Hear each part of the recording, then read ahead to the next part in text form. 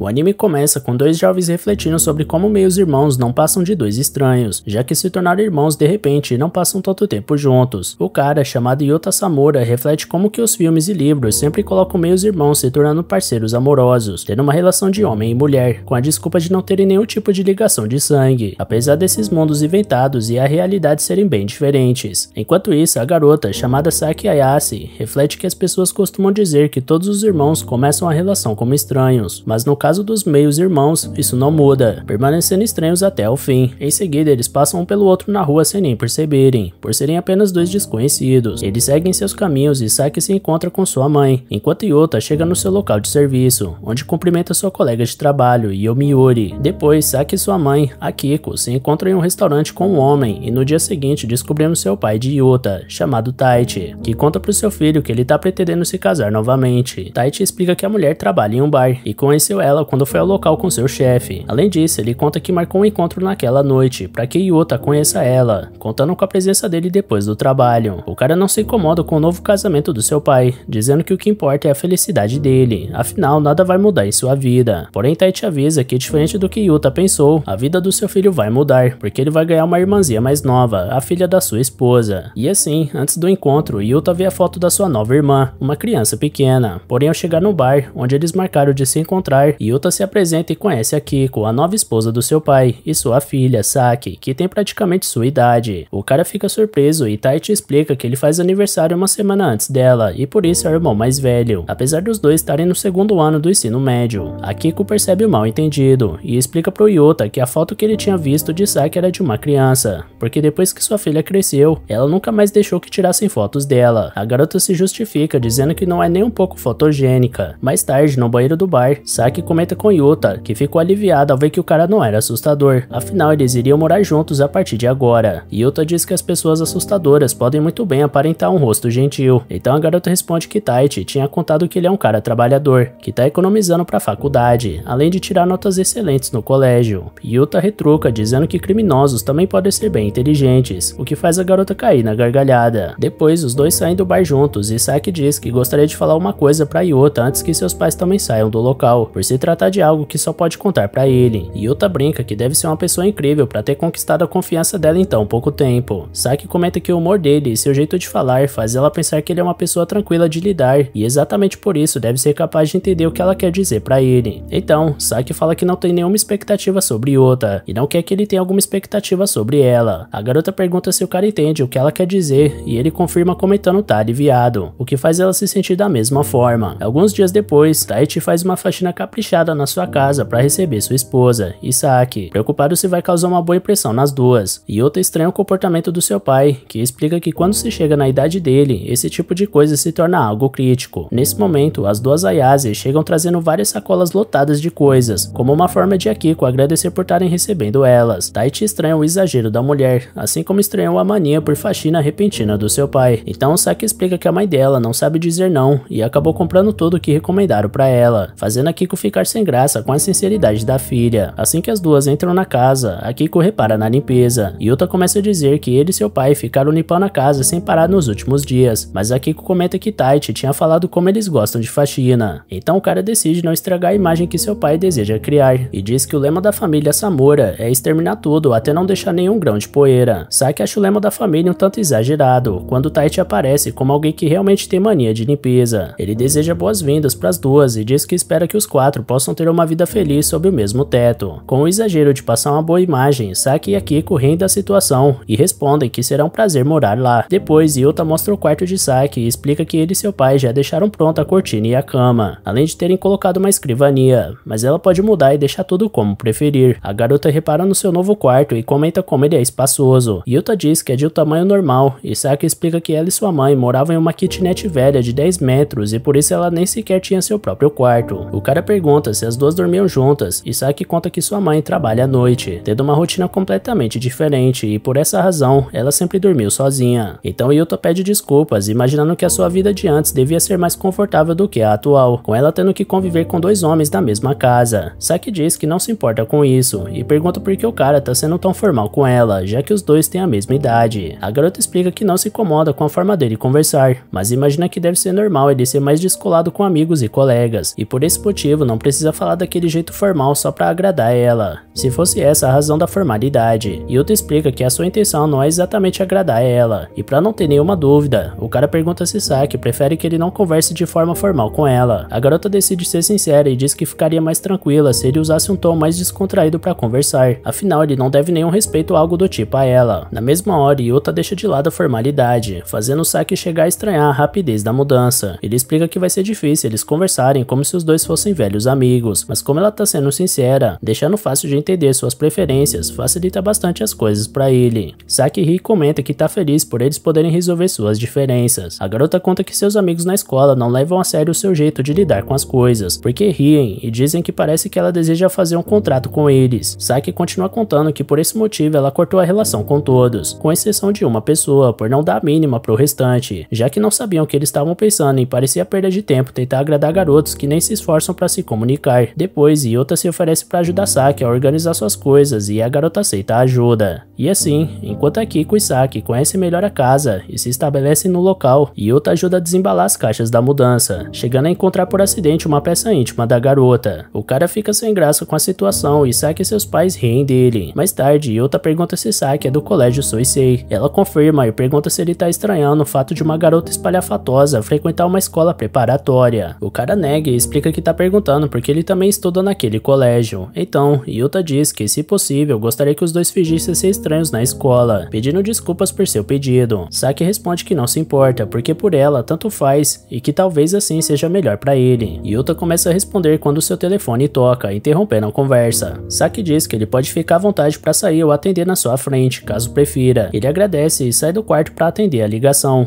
No dia seguinte, durante seu serviço, sua colega de trabalho, Yomiuri, diz que ele tá com cheiro de uma garota e pergunta se o cara arrumou alguma namorada. Yuta estranha tá com o cheiro da Saki e Yomiuri continua a brincadeira, se perguntando a quantidade de amassos que ele deu pra ficar cheirando daquele jeito. O cara não gosta da brincadeira e diz que vai embora, fazendo Yomiuri pedir desculpas. Afinal, ele já tinha contado que ganhou uma irmã e por isso ela deduziu que a garota já tinha se mudado. Em seguida, Yomiuri pergunta se a irmã dele é bonita e, como Yuta confirma, ela brinca que ele é sortudo por estar morando com uma garota linda. O cara imediatamente diz que não vai acontecer nada entre eles e que ela deveria se comportar melhor. Yomiuri pede desculpas por suas brincadeiras e explica que é daquele jeito por sempre ter estudado em escolas para garotas, o que faz Yuta comentar que ela tá acabando com a reputação dos colégios femininos. Depois, ele diz que tá preocupado e pergunta para Yomiuri que tipo de atitude se espera de dois irmãos. Então sua colega responde que no caso dele, só precisa agir naturalmente. Após o trabalho, Yuta vai a pé até sua casa, onde já chega tirando seus sapatos como de costume e vê Saki no sofá. Ele avisa que chegou como um sinal de cumprimento, e a garota fica sem saber como responder. Saki pede desculpas por sua reação e explica que nunca falaram nada pra ela quando chegavam em casa, já que a sua mãe sempre teve uma rotina com horários diferentes do dela. Nesse momento, a garota percebe que Yuta tava séria e diz que tá tudo bem, já que não é como se ele tivesse tratado ela mal ou algo do tipo. Então Saki continua contando que sua mãe chegava do trabalho quando ela tava na escola e saía novamente pro serviço no horário que ela retornava do colégio, e graças a essa rotina as duas nunca se encontravam. Yuta comenta que elas parecem ser bem próximas uma da outra. Saki responde que as duas ainda são mães e filhas e conta que mais cedo elas conseguiram fazer compras juntas depois de muito tempo, e que por conta disso seu dia foi bem divertido. Então Yuta encerra o assunto perguntando se a banheira já estava pronta e qual dos dois ia tomar banho primeiro. Ele acaba indo na frente e a garota observa a banheira sendo preparada. Após um tempo, quando o cara termina seu banho, Saki já estava no seu quarto de porta fechada. Ele apenas bate na porta para avisar que já estava tudo pronto para ela tomar banho. Deseja boa noite e vai pro seu quarto, fechando a porta. Depois de tomar seu banho antes de ir se deitar, a garota repara na iluminação da casa, observando como tudo era diferente do que ela estava acostumada. Numa manhã de domingo, em meados de julho, Yuta acorda com a preguiça habitual que esse dia da semana atrai, até que desce com certa relutância e encontra Saki lavando a louça. Após a troca de bom dia por educação, ela agradece por Yuta ter preparado o banho, porque a água estava na temperatura perfeita, mas a partir de hoje, ela diz que não é mais necessário, porque desperdiça água. Visivelmente cabisbaixa, a garota avisa que vai na frente e deixa o garoto plantado sem reagir àquilo. Mais tarde, no colégio, Yuko observa sua meia-irmã no pátio, então Maru chega e diz que não costuma se meter na vida amorosa dos outros, mas aconselha o amigo a desistir de tentar alguma coisa com ela. Yuka não estava com essa intenção na cabeça, até porque jamais imaginaria que uma garota bonita como aquela iria querer sair com ele um dia. Maru ressalta que sair com ela pode pegar mal, até porque ouviu alguns rumores nada bons por aí, sobre Saki saber se vender, se é que você me time entende. Segundo ele, Saki é uma dessas belas loiras bem arrumadas e com um olhar egocêntrico que afasta as pessoas. Uma típica pessoa que não se encaixa em grupo nenhum. Algumas pessoas até viram ela no bairro dos motéis. Certo dia, um dos caras do time de beisebol se declarou pra garota, e Saki respondeu que ela é tão ruim quanto as pessoas dizem por aí, e que não tem vontade nenhuma de namorar. Yuta pergunta se a garota só não quis dizer isso sobre esse cara que chegou nela, mas o amigo ouviu histórias parecidas em outros clubes, onde a irmã do protagonista teria rejeitado outros rapazes da mesma maneira. Dito isso, Maru até tenta mudar o teor da conversa, querendo saber do amigo como é ter uma irmã morando na mesma casa, mas logo ele percebe que precisa se trocar e voltar pra aula. Sendo assim, os dois encerram o assunto e se vão. Depois, na aula de tênis, Maya anuncia que vai usar sua arma secreta, o grande saque celestial, então acerta a rival mais uma vez e comete dupla falta. Apesar de tudo, a adversária leva na esportiva e as duas começam a interagir amistosamente. Ali perto, Yuta observava de canto de olho sua irmã postiça, que ficava dentro do próprio mundo com seu fone, e ele resolve puxar assunto com ela, dizendo que se preocupa quando vê alguém conhecido matando aula. Ela pergunta se ele já vai começar a dar sermão de irmão mais velho, mas o garoto sabe que não tem condições de dar lição de moral em ninguém, por isso só tinha ficado surpreso de saber que Saki escolheu tênis como esporte. Ela explica que a Maya queria que as duas escolhessem o mesmo esporte, mas esse não é o único motivo. O irmão pergunta se a Ruiva é uma das amigas da Saki, e ela responde que sim, mas parece que ela é mais amiga de todo mundo do que dela em si. Aproveitando o assunto, a loira também quer saber o motivo do rapaz ter escolhido o tênis, mas ele tem vergonha de dizer. Saki diz que tá tudo bem, porque a razão dela também é meio ridícula. Então ele conta que escolheu esse esporte porque não tem partidas em times, uma vez que não gosta de esperar algo dos outros e nem que os outros esperem algo dele. Saki responde que eles são parecidos nesse sentido, porque a ideia dela era não participar de um esporte coletivo por não querer se aproximar dos outros. Como a garota tinha dificuldades de interação, o rapaz fica surpreso, levando em conta que pessoas como ela geralmente são o centro das atenções, mas ela prefere as coisas como são, com o povo em um canto e ela no outro, tendo paz e sossego. Dito isso, Yuta pergunta se ela quer paz pra ficar com fone no ouvido, como sempre faz. Quando Yuta chega em casa, a Kiko avisa que fez janta pra ele, então ele lamenta que ela tenha tido esse trabalho todo antes de ir pro serviço, porque lidar com clientes deve ser difícil. Ela concorda que lida com muita gente, mas como bartender é mais sossegado, por isso não se importa em cozinhar de vez em quando. Por fim, antes de ir, ela pede pro rapaz cuidar da Saki por ela. No fim da tarde, Yuta estudava em seu quarto, até que ouve alguém batendo na sua porta. Ele pede pra pessoa entrar, então Saki abre a porta e avisa que chegou. Sem entender o motivo dela tá fazendo esse aviso, o garoto dá as boas-vindas pra garota, que liga a luz pro garoto não estudar no escuro. Em seguida, ela pergunta se Yuta conhece algum trabalho fácil que dê muita grana, porque ela precisa de dinheiro sem se dedicar tantas horas, algo em torno de 10.000 ienes por hora. O rapaz não conhece nenhum serviço desse tipo, então ela ressalta que leu em algum lugar que se você quer dinheiro, precisa se vender. Com medo de soar desrespeitoso, Yuta comenta que Saki deveria valorizar mais seu corpo, mas ela responde que já faz isso, e é por isso que ela acredita que pode ganhar muito dinheiro. Yuta pergunta se ela seria capaz de dizer isso na frente da mãe, e ela diz tranquilamente que sim, porque sua mãe ficaria contente com essa notícia, pois sua filha finalmente amadureceu. Dito isso, ela pergunta pro garoto se o pai dele também não ficou orgulhoso quando ele começou a fazer isso. Então ele começa a ficar confuso, porque parece que cada um tá falando sobre uma coisa diferente. Deixando esse papo de lado, Saki lembra que o irmão falou de um trabalho ontem. Pouco depois, os dois comem alguma coisa juntos, e Saki explica que muitas pessoas ficam curiosas sobre o motivo pelo qual ela se veste assim. Na opinião dela, suas roupas são como um modo equipado, equipamentos que permitem que ela viva em sociedade. Sem entender direito, o engraçadinho pergunta se essa roupa tem algum bônus de defesa, mas Saki entende que tem alguma relação com isso, porque afinal de contas, todos nós travamos batalhas o tempo inteiro, mesmo que não seja visível aos olhos. Mudando de assunto, ela pergunta se sua mãe não fica bonita quando vai pro trabalho, e o garoto admite que sim. Saki comenta que a mãe só terminou o ensino médio e acredita que isso possa incomodar o irmão, por Akiko ser uma mulher bonita sem ensino superior que trabalha na noite. As pessoas costumam dizer que ela é burro que se aproveita da aparência, afinal, se você é inteligente, mas não é bonita, dizem que você é o mais nobre que paga de intelectual. Agora, se você é bonita, mas não muito inteligente, dizem que você tá tentando dar o golpe. Quando uma mulher bonita depende de um homem, ela é parasita, mas se trabalha duro pra ter suas coisas sozinha, ela só é uma encalhada que não conseguiu um homem pra bancar ela. Por esses motivos que Saki se veste dessa forma, porque ela precisa que sua aparência esteja perfeita pra se destacar antes que ela tenha força pra ser perfeita na escola e no trabalho. Yuta não se incomoda com nada disso, mas acredita que deva ser um pouco cansativo agir assim. Só que a garota diz valer a pena, porque provar que os outros estão errados não tem preço. Perdido em seus pensamentos, o garoto se pergunta quem seriam essas pessoas, a quem Saki se refere, ao passo que sua mente carrega ele para uma memória antiga, onde ele compartilhava uma refeição com uma mulher adulta, sendo que ele ainda era pequeno. Interrompendo a lembrança, Saki questiona se o garoto não é como ela, mas ele responde que não é tão forte assim. Como o rapaz disse que não gosta quando alguém cria expectativas expectativas em cima dele ou vice-versa. E caso queira se livrar disso, ela aconselha que Yuta deve ser forte bastante para viver sozinho. Ele pergunta se esse é o motivo pelo qual Saki quer tanto um trabalho, para viver de forma independente e não depender dos outros. E ela assume que sim. Ao terminar de comer, o garoto avisa que vai procurar algum trabalho para a irmã, porque sua superiora deve saber alguma coisa. Depois ele diz que adoraria que sua irmã fizesse uma sopa de miso para ele todos os dias, e ela questiona se isso é alguma confissão de amor. No entanto, ele só queria dizer que há muito tempo não comia uma sopa dessas que não fosse instantânea, e é difícil pedir pra Kiko porque ela trabalha muito. Dito isso, Saki concorda em cozinhar pra ele, enquanto Yuta promete procurar um trabalho que torne a garota independente. No dia seguinte, ele se surpreende ao ver que a garota estava fazendo um café da manhã também, sendo que o combinado era só a sopa de miso pra janta. Porém, Saki tem uma política de dar mais do que recebe. Ao lado do jovem, Taichi se emociona ao ver a garota preparando um café, e depois se despede após comer. Como Yuta estava demorando a comer, Saki pergunta se ele gostou, mas a questão é que o rapaz está acostumado a comer ovo frito com molho de soja, mas deixa claro que a culpa é dela, porque ela não sabia. Por isso, os dois combinam de conversar sempre que possível sobre as preferências dele na cozinha. No trabalho, enquanto Yuta lia um livro sobre como fazer dinheiro, Shiori comenta que o cara tá realmente focado em mudar de vida. Ele responde que é mais ou menos isso, porque deseja morar sozinho depois que se formar, porque agora ele tem uma irmã da sua idade e vai ser difícil morar junto com ela. Shiori entende que o amigo queira morar sozinho, mas não acredita que seja por causa da irmã. Segundo ela, ter uma irmã da mesma idade que você é como um investimento. Por fim, ela diz que não tem problema depender dos outros, caso Yuta não consiga viver sozinho. Afinal, é bom ter dinheiro, mas não é pecado não ter. Além do mais, até os presidentes das empresas mais ricas precisam de outras pessoas. E é claro, uma universitária bonita como Shiori tem um ou dois sugar daddy. Yuta fica chocado com essa informação, mas a garota só tava tirando onda com a cara dele. De qualquer forma, ela realmente acredita que Yuta deve pensar nessas coisas com calma e não se envergonhar de depender da família por enquanto. À noite, o garoto volta a jantar ao lado da irmã e conta pra ela o que a Shiori disse. Saki comenta que essa tal de Shiori deve ser como uma daquelas irmãs mais velhas bonitas, amigáveis e inteligentes. E o que ela disse é verdade, mas deixa claro que não pretende mudar de ideia quanto a ser independente. Yuta pergunta se ela não poderia depender dele e do pai dele, e a garota sabe que os dois são de confiança, mas acredita que tudo seria mais fácil se Yuta fosse uma pessoa má. Sem explicar direito o que quis dizer, ela se levanta após terminar de comer e se despede. Pouco depois, ao sair do banho, o garoto vê alguma coisa deixada pra ele no corredor. Quando volta a amanhecer, ele vê sua irmã a caminho da escola e se aproxima, mas mantendo certa distância. Distraída, Saki escuta suas músicas com o fone, como sempre. Atravessando a rua desatenta, ela não percebe a vinda de um carro em alta velocidade e Yuta se esforça para tentar ajudar. Mais tarde, na sua aula de tênis, Maya tá chamando a atenção de todo mundo com seu jeito extrovertido, como é de hábito, e Saki fazia dupla com ela no jogo. Um pouco antes, Yuta teve que bancar o irmão mais velho, porque a imprudência da sua irmã quase levou à morte dela. Com seu fone quebrado no chão, ela abraça a mochila para sentir qualquer apoio que fosse, mesmo que não seja real, então ela pede desculpas. Após a partida, Saki olha diretamente pro irmão, mas volta a andar na direção oposta a ele. Na hora da saída, ele pega suas coisas no armário e vê Saki na parte exterior do colégio, sem guarda-chuva diante de um temporal. Por isso, ele olha pro guarda-chuva em sua mão. Quando chega em casa, o cara tá completamente encharcado, porque tinha emprestado o guarda-chuva pra irmã. Enquanto toma banho, ele se lembra das palavras da Saki sobre como nós travamos batalhas invisíveis o tempo todo. E mesmo que seja trabalhoso, sempre vale a pena mostrar pros outros que eles estão errados. Ao sair do banho, ele dá de cara com Saki e Maya no sofá da sala. Um dia depois, quando acorda, Yuta se lembra quando foi recebido pelas duas, porque Maya queria conhecer a casa da Saki. Quando a amiga dá uma saída, a irmã conta pro garoto que não conseguiu avisar pra ele porque ele não atendia o telefone, e Yuta leva numa boa, presumindo que podia estar tomando banho na hora ou algo do tipo. Dito isso, ela aproveita pra pedir o contato do irmão. Ao acordar no dia seguinte, ele ouve Saki e sua mãe conversando e decidindo tomar o café da manhã juntas, alegres porque fazia muito tempo que isso não acontecia. Um pouco depois, todos sentam à mesa juntos e compartilham da refeição, uma omelete japonesa com dashi branco. Por ter gostado da comida, Yuta lembra do acordo entre os dois e comenta com a irmã que é fã de ovo frito, e ela responde que vai tentar fazer um quando tiver com vontade. Após o café, Yuta ajuda com a louça e pergunta se pode lavar as roupas da Saki e da mãe juntas na máquina de lavar. Akiko agradece a gentileza do garoto, mas ressalta que é um pouco complicado lavar tecidos tão delicados. Afinal, é preciso usar uma rede especial para proteger as roupas, e Yuta nem fazia ideia disso. Para piorar a situação, a mãe da garota pergunta na frente dela se o Yuta gostaria que ela lavasse suas roupas de baixo, já que vai lavar as cuecas do pai. Na hora de ir pro colégio, Saki pede para acompanhar o novo irmão na caminhada, e no meio do caminho ela confessa que concordou com a mãe em não aceitar ajuda para lavar as roupas, porque percebeu que o Yuta não lava bem, por mais que ela rejeite essas coisas de papel de gênero. Aliás, ela considera a hipótese do garoto ser um daqueles que pega a calcinha escondida e veste para usar com batom ou algo do tipo. Yuta pede muita calma nessa hora e quer saber de onde a senhorita tirou essa ideia, mas como ela insiste que isso é possível, ele se ofende de vez e dá as costas. Então Saki argumenta que o cara até faz a sobrancelha. Ele explica que faz na barbearia e que isso é coisa de alfa. Além do mais, o formato da sobrancelha dele é natural, o que deixa a garota com inveja. Pegando o gancho, ela pergunta pro irmão se ele não acha ruim encaixar diferenças de gênero em apenas 2 categorias. E Yuta não sabe muito o que dizer sobre, mas acha que é ruim, talvez. Seja como for, Saki pede desculpas se passou do ponto nessa conversa. Mas o rapaz acredita que algumas coisas a gente diz meio que no impulso, e que é importante saber responder na mesma moeda para praticar o reflexo. Ainda assim, Saki tem medo de dizer coisas preconceituosas e acabar discriminando alguém que seja diferente dela. E vendo que isso realmente abalou a garota, Yuta diz que ela parece mais o tipo que reflete sobre as coisas que diz e repensa se é certo ou não, por isso ela não deve se preocupar tanto. Dito isso, Saki passa pelo irmão sacudindo seus brincos que combinam tanto com ela, ao passo que diz que ele entende ela bem demais. Sem querer, isso mexeu com o coração do moleque. Horas depois, ao chegar do colégio, Yuta vê as roupas íntimas das mulheres no varal e fica sem graça quando sua irmã chega na mesma hora, por isso corre direto para se trocar pro trabalho. Ao chegar no trampo, ele recebe uma mensagem da Saki perguntando se ele tava de olho nas roupas íntimas, até porque ficou todo nervoso quando ela percebeu, mas ela não acusa o irmão de querer pegar as calcinhas. Na verdade, ela acha que foi injusta e que o garoto se assustou com medo de passar a impressão errada. Ao conversar com ele sobre isso, assim que ele chega em casa, Saki dá um chocolate quente pra ele e diz que empatou o jogo. Isso porque ela considera que olhar as roupas íntimas da irmã foi por puro reflexo. Então ela diz, da mesma forma, que ele é capaz de refletir sobre as coisas que faz e repensar elas. Porém, a garota vai além e dá uma provocada nele, perguntando se as calcinhas eram encantadoras ao ponto de chamarem a atenção. Yuta não cai na pilha, mas admite que por um momento pensou em roubar uma delas pra si, mas que ter vontade de fazer algo e fazer isso são coisas completamente diferentes. Por último, Saki concorda e dá boa noite pro irmão. Um dia depois, como de costume, Yuta vê Saki sozinha num canto da aula de tênis com seu fone de ouvido, até que Maya chega no ouvido dele e chama o cara de irmãozão. Enquanto Yuta pede pra garota não fazer isso no colégio, ela pergunta o que deu na Saki, porque ela tá daquele jeito desde manhã cedo. Com isso na cabeça, ele mesmo manda uma mensagem pra irmã perguntando se aconteceu alguma coisa, e ela responde da forma mais seca possível que não houve nada. Na janta daquele dia, quando os dois se reúnem de novo, ele pede desculpas por não ter achado um emprego que pague bem, mas ela não imaginou que isso fosse acontecer rapidamente. Com sua postura melancólica habitual, Saki toma seu banho e coloca uma presilha no cabelo ao se olhar no espelho. Enquanto seu irmão lia um livro deitado na cama, ela se aproxima pelo corredor sem fazer barulho, abre a maçaneta e desliga a luz. Sem entender nada, Yuta deixa o livro cair em cima da própria cara, ao passo que sua irmã tira a roupa e se aproxima lentamente até acariciar o rosto do Yuta. Se referindo a ele pelo sobrenome, Asamura, Saki Ayase pergunta se ele está disposto a comprar o corpo dela. Nesse momento, encontramos a memória de quando a garota chegou na sua nova casa, sob a perspectiva dela. Naquele dia de domingo, o sentimento que mais marcou ela foi o de alívio. Alívio por ter encontrado 2 homens em que podia confiar, e o melhor foi que ela percebeu assim que chegou. Desde o primeiro momento, Saki soube que ganhou um irmão que se preocupa com o que ela sente, e que é capaz até de preparar o banho para ela depois que ele terminasse. Ela nem imaginava que ele estava na mesma escola, e isso foi a cereja do bolo. Na segunda-feira, Yuta puxou o assunto com ela no colégio, e ela notou que ele era ainda mais de boa do que pensava. Sendo honesta, a garota se incomodou por ele acreditar nos rumores sobre ela, mas não condenou o irmão por saber como é vista pelos outros. Em defesa do garoto, ele ficou irritado ao saber a verdade da boca dela e se importou por ela não ter gostado. Talvez tenha sido a primeira vez na sua vida em que alguém entendeu os sentimentos de Saki Ayase sem se esforçar. Na terça-feira, ela escreveu um lembrete para não esquecer que o irmão gosta de ovo frito com molho de soja, porque tinha prometido que cozinharia todos os dias pro irmão, até que ele encontrasse um emprego que pagasse bem o bastante por eles dois. Na sua cabeça, esse é o mínimo que ela pode fazer. E Yuta, quando disse que ainda não achou esse tal emprego, parece que é um pedido de desculpas. No entanto, Saki sempre soube que não seria fácil, por isso não pressiona o homem de forma alguma. Após toda aquela conversa sobre saber depender das outras pessoas da maneira certa, por mais que de cara a garota não ficasse contente com essa ideia, ela descobriu que poderia fazer isso pelo irmão. Na quarta-feira, concentrada na música, Saki não vê o carro passando pela rua e quase é atropelada, mas seu irmão salva ela a tempo. Depois de evitar uma tragédia, ele pediu que ela prestasse mais atenção nas coisas que faz, e ver Yuta bancando o irmão gerou um sentimento estranho na garota, mas esse dia reservou outro evento para mais tarde. Nessa mesma quarta, Maya veio passar uns dias na casa da Saki, e os três riem bastante quando jogam videogame juntos. Fazia tempo que Saki não ria tanto. No fim do dia, todos trocaram contatos para se falarem com mais frequência. Observando a foto de perfil do irmão, ela notou que é uma bela paisagem, e que isso é bem a cara dele. Na quinta-feira, ele disse que ter vontade de fazer é bem diferente do que chegar às vias de fato, e Saki concorda com esse pensamento. Aliás, ela passou a sentir que a cada vez que Yuta compartilha o que pensa, sempre tem alguma coisa que ela concorda e gosta de ouvir, e esse sentimento é muito confortável, dá uma sensação de compreensão, pertencimento. Curiosamente, ela enxerga que Yuta Asamura é perigoso por entender ela tão bem. Voltando ao momento de agora, com Saki sem roupa na cama dele, Yuta confessa que sua irmã tá agindo exatamente como as garotas que ele odeia, porque são pessoas que usam aparência pra ganhar vantagem nas coisas. Pelo que tinha dito antes, Saki não queria ser vista dessa forma, e não faz sentido pensar assim, mas agir da forma contrária. Sem jeito, Saki argumenta que Yuta é o único que entende ela, mas ele responde que não é sobre ele, e sim sobre ela. Por fim, após ser coberta pelo irmão, ela pede desculpas. Conversando com ele até o amanhecer, a garota falava sobre o pai, sobre como ela achava que ele era um cara bacana, mas depois que a empresa deu errado, ele parou de confiar nas pessoas. Desde então, a mãe da Saki passou a trabalhar dobrado para sustentar a filha, mas nem disso o pai dela gostava. Como a Kiko trabalhava em um bar, o marido pensava que era um trabalho degradante, onde as mulheres precisavam se mostrar para arrancar alguns trocados dos homens. Saki até entende o fato dele ter mudado após o que aconteceu, mas nunca achou justa a forma como ele descontava tudo na mãe dela. Yuta concorda com isso, até porque algo semelhante aconteceu com sua família. Sua mãe traiu seu pai, e isso fez com que Taichi ficasse paranoico em relação às mulheres por algum tempo. Surpresa, Saki pergunta se Yuta também ficou paranoico, mas o rapaz apenas abaixa a cabeça com pesar, sem responder. Então Saki comenta que se parece bastante com ele, até em relação aos problemas que os dois têm. Yuta concorda, mas mesmo assim, acredita que os dois vão conseguir se dar bem como irmão e irmã. Aliás, para aliviar o clima, ele diz não se importar se for chamado de irmãozão. Sem dizer o que pensa nisso, Saki dá uma risada e agradece pela oportunidade. Ao se levantar, ela afirma que conta com Yuta dali pra frente. No sábado dessa semana, Saki e Yuta jantaram sozinhos após convencerem seus pais a saírem pra jantarem fora juntos. Como foi seu irmão que pensou nisso, Saki acredita que ele sempre pensa nos outros. Ao mesmo tempo, é por isso que ela não pode chamar ele de irmãozão, porque no momento em que ela fizer isso, sente que vai depender dele pra tudo. E isso é algo que ela não deseja. Em seu diário, a garota pede desculpa a ele por essa razão. No dia a dia, Saki geralmente se refere a Yuta pelo nome de família, a Samura, e chamar ele assim gera um sentimento estranho no coração dela, bem diferente do que ela sente quando se dirige a ele como irmão. É algo tão diferente de tudo que ela já viveu que nem ao menos tem um nome. Afinal, quando se deu conta, Saki passou a ter sentimentos por ele, e isso deixou a mente dela confusa, tanto que mal consegue dormir. Antes ela só queria morar sozinha, mas agora acha que aquele lado de antes, que tanto quis ser independente, é um tanto quanto patético. No fim do dia, ela não entende o que está acontecendo com seu coração. Na quinta-feira, Yuta refletia sobre como uma meia-irmã é uma estranha que simplesmente vira sua irmã de um dia pro outro, porque seus pais resolveram casar, sem relação genética, sem vivência compartilhada. Isso não deveria ser nada estranho, mas um mês após começar a morar com Saki, o garoto notou que ela ocupa uma posição bem mais confusa em seu coração. Quando ele se pergunta qual é a relação com sua nova meia-irmã, ele não sabe responder. Ao chegar em casa, Yuta é recebido pela garota com uma abordagem não muito comum, um pouco mais aproximada do que ele está acostumado no dia a dia. Ela quer que ele ensine literatura moderna pra ela, porque foi mal nessa matéria, tirando 38 de 100. Não que ela esperasse outra coisa, já que nunca foi bem em literatura, apesar de ir bem em todas as outras matérias. Por algum motivo, Saki não entende nada sobre os sentimentos dos personagens. Yuta acha isso estranho, porque sempre viu a garota como alguém que se preocupa muito com os outros. Pelo menos com ele, ela sempre tenta entender o lado dele e ajustar as diferenças. Porém, Saki acha que o rapaz tá errado nisso, porque é justamente o contrário. Ela ajusta as diferenças exatamente por não entender o sentimento dos outros. E por falar nisso, Saki tá preocupado com sua nota em literatura, porque se não passar na recuperação,